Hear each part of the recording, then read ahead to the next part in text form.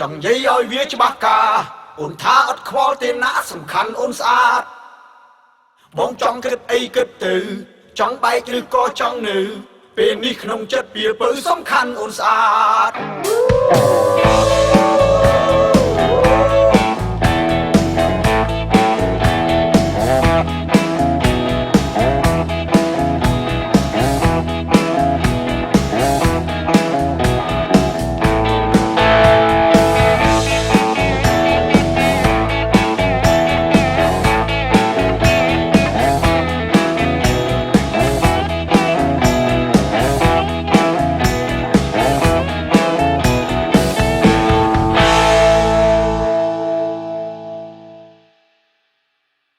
បង្កើតភាពរីករាយគ្រប់ទីកន្លែង